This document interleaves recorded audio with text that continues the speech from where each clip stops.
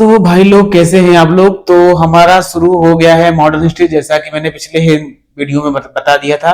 तो हम चलिए देखते हैं।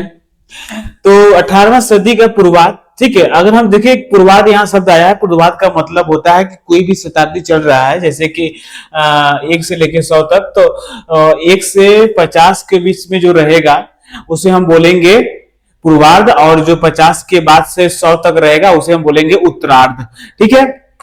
इसे बोलेंगे उत्तरार्ध। उसके बाद देखिए हम मुगल इसके 1701 से लेकर 1750 तक हम देखेंगे। इसमें 18वीं सदी के पूर्वार्ध में इसमें क्या हुआ, मुगल साम्राज्य का पतन एवं विघटन हो गया। पिछली वीडियो में हमने देख ही लिया था। औरंगजेब के बाद सब धीरे धीरे ढह ही जाते हैं। और उसमें देखिए इसी भी जब एक कमजोर हो गया था औरंगजेब के बाद, इसमें क्या हुआ कि कई सारे जो राज्य थे वह विस्थापित हो गए, मतलब कि स्वतंत्र भी हो गए। उसमें क्या था, क्षेत्रीय राज्यों का स्थापना हुआ, ठीक है। और उसमें देखिए सबसे पहले क्या है देखेंगे हम, मुगल अधिकारियों के द्वारा स्थापित राज्य। इसमें पैकी कौन कौन थे, पश्चिम बंगाल, अवध, हैदराबाद और कर्नाटक। अब देखिए इसमें के सारे क्या थे, सूबेदार थे, ठीक है। सूबेदार पावरफुल, ठीक है। और इसमें देखिए सबसे पहले पश्चिम बंगाल देखते हैं।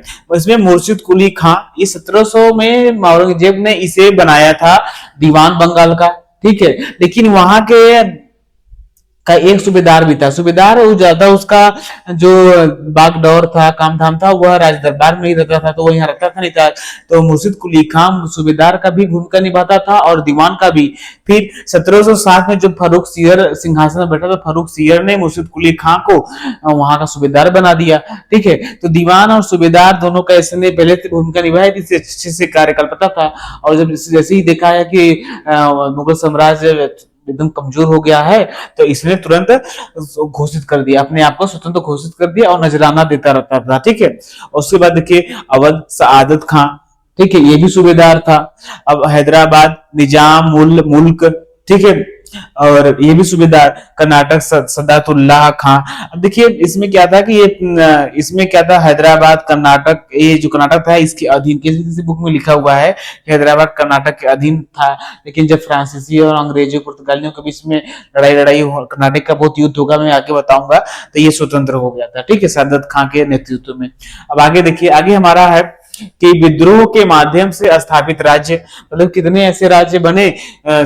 और औरंगजेब की मृत्यु के बाद जो कि विद्रोह कर रहे थे, देखिए मराठा तो पहले से विद्रोह कर रहा था, ठीक है। और औरंगजेब के लास्ट टाइम में शिवाजी के नेतृत्व में मराठा शक्ति बहुत पावरफुल हो गई थी, ठीक है। तो ये पहले से, और ये मराठा का संस्थापक शिवाजी ही है, ठीक है। क्योंकि औरंगजेब शिवाजी को क्या कर लिया था, कैदी कर लिया था, ठीक है। कैदी कर लिया, जब वहां का कैदी बना दिया, कैद कर लिया था।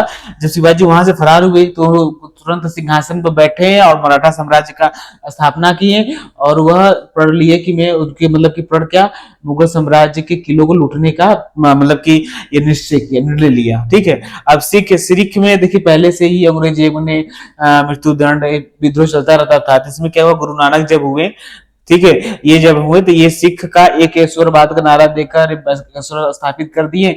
और फिर आए, इसके बाद जो भी आए वो क्या किए कि सिख का सैनिकरण कर दिए, तो ये भी स्वतंत्र हो गया। और जाट चूड़ामन और बदन सिंह, ये तो पहले से विद्रोह कर ही रहे थे, ठीक है।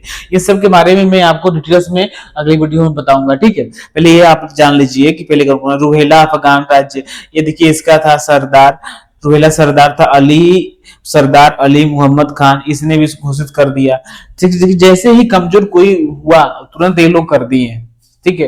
विद्रोह तो पहले से ही थे, बाद में अच्छे से होगा। अगला हम देखेंगे मुगल साम्राज्य की परिधि से बाहर कितने स्वतंत्र थे, ठीक है, स्वतंत्र राज्य थे। देखिए सबसे पहले उसमें आता है मैसूर, हैदर अली, ठीक है।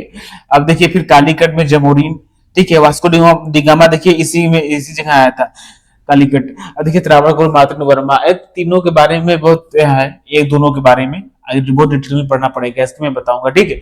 यहाँ तक आप लोग देखिए, नोट कीजिए। अगली वीडियो में मिलेंगे, अगली वीडियो में हम देखेंगे इन सब के बारे में डिटेल्स में एकदम, मुर्शिद कुली खां और असादत खां, निजामुल मुल्क और सदातुल्लाह के खां के बारे में। धन्यवाद।